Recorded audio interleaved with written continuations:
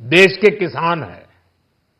अन्न भंडारण के लिए दुनिया की सबसे बड़ी स्कीम के बाद अब हम वेजिटेबल प्रोडक्शन क्लस्टर्स बनाने जा रहे हैं।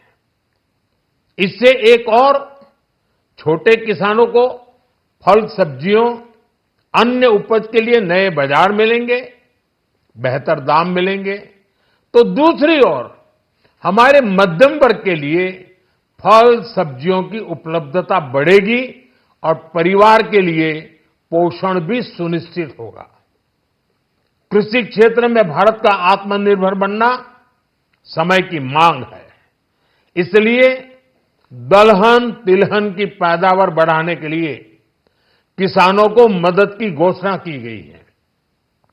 साथियों, देश में गरीबी समाप्त हो, गरीब का सशक्तिकरण हो, इस दिशा में भी आज के बजट में प्रमुख घोषणाएं की गई हैं। गरीबों के लिए 3 करोड़ नए घर बनाना तय हुआ है। जनजातीय उन्नत ग्राम अभियान सेचुरेशन अप्रोच के साथ 5 करोड़ आदिवासी परिवारों को मूलभूत सुविधाओं से जोड़ा जाएगा। इसके अलावा ग्राम सड़क योजना 25,000 नए ग्रामीण क्षेत्रों को ऑल वेदर रोड से जोड़ेगी। इसका लाभ देश के सभी राज्यों के दूर दराज गांवों को मिलेगा। ईज ऑफ क्रेडिट बढ़ाने वाली नई योजना का ऐलान किया गया है। मैन्युफैक्चरिंग और एक्सपोर्ट्स इकोसिस्टम को हर जिले तक ले जाने के लिए बजट में अहम घोषणा की गई है। ई कॉमर्स, एक्सपोर्ट हब्स और फूड क्वालिटी टेस्टिंग के लिए 100 यूनिट्स, ऐसे कदमों से वन डिस्ट्रिक्ट वन प्रोडक्ट अभियान को गति मिलेगी। साथियों, ये बजट हमारे स्टार्टअप्स के लिए, इनोवेशन इकोसिस्टम के लिए ढेर सारे नए अवसर लेकर आया है। स्पेस इकोनॉमी को बढ़ावा देने के लिए 1,000 करोड़ रुपए का फंड हो, एंजल टैक्स हटाने का फैसला हो, ऐसे कई सारे कदम इस बजट में उठाए गए हैं। साथियों, रिकॉर्ड हाई कैपेक्स इकोनॉमी का एक ड्राइविंग फोर्स बनेगा। 12 नए इंडस्ट्रियल नोड्स, देश में नए सैटेलाइट टाउन्स का विकास और 14 बड़े शहरों के लिए ट्रांजिट प्लान्स, इससे देश में नए इकोनॉमिक हब विकसित होंगे और बहुत बड़ी संख्या में नए रोजगार बनेंगे।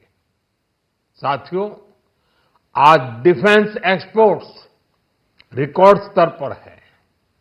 इस बजट में डिफेंस सेक्टर को आत्मनिर्भर बनाने के लिए अनेक प्रावधान किए गए हैं।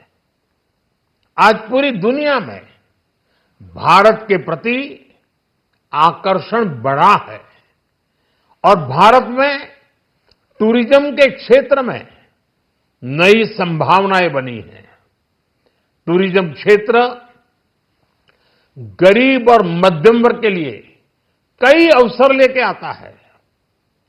इस बजट में टूरिज्म क्षेत्र पर भी विशेष बल दिया गया है।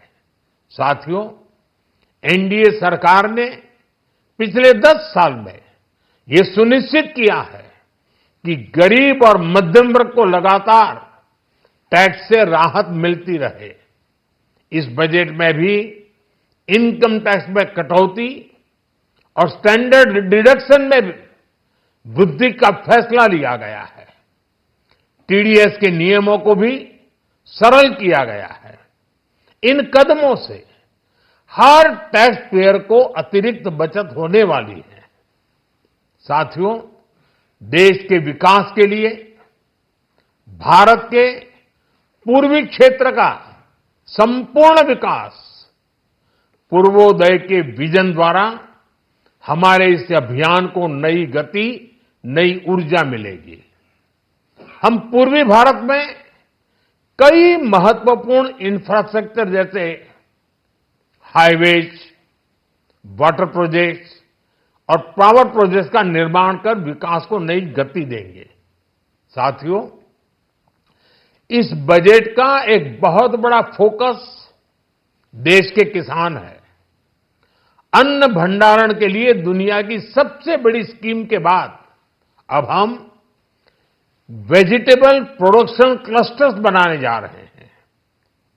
इससे एक और छोटे किसानों को फल, सब्जियों, अन्य उपज के लिए नए बाजार मिलेंगे, बेहतर दाम मिलेंगे, तो दूसरी ओर हमारे मध्यम वर्ग के लिए फल, सब्जियों की उपलब्धता बढ़ेगी और परिवार के लिए पोषण भी सुनिश्चित होगा। कृषि क्षेत्र में भारत का आत्मनिर्भर बनना समय की मांग है। इसलिए दलहन, तिलहन की पैदावार बढ़ाने के लिए किसानों को मदद की घोषणा की गई है। साथियों, देश में गरीबी समाप्त हो, गरीब का सशक्तिकरण हो, इस दिशा में भी आज के बजट में प्रमुख घोषणाएं की गई हैं। गरीबों के लिए 3 करोड़ नए घर बनाना तय हुआ है। जनजातीय उन्नत ग्राम अभियान सेचुरेशन अप्रोच के साथ 5 करोड़ आदिवासी परिवारों को मूलभूत सुविधाओं से जोड़ा जाएगा। इसके अलावा ग्राम सड़क योजना 25,000 नए ग्रामीण क्षेत्रों को ऑल वेदर रोड से जोड़ेगी। इसका लाभ देश के सभी राज्यों के दूर दराज गांवों को मिलेगा। साथियों, आज का बजट नए अवसर, नई ऊर्जा लेकर आया है। ये ढेर सारे नए रोजगार, स्वरोजगार के अवसर लेकर आया है। ये बेटर ग्रोथ और ब्राइट फ्यूचर लेकर आया है। आज का बजट भारत को दुनिया की तीसरी सबसे बड़ी आर्थिक ताकत बनाने के उस पूरी प्रक्रिया में कैटलिस्ट का काम करेगा। विकसित भारत की एक ठोस नींव रखेगा। सभी देशवासियों को बहुत बहुत शुभकामनाएं।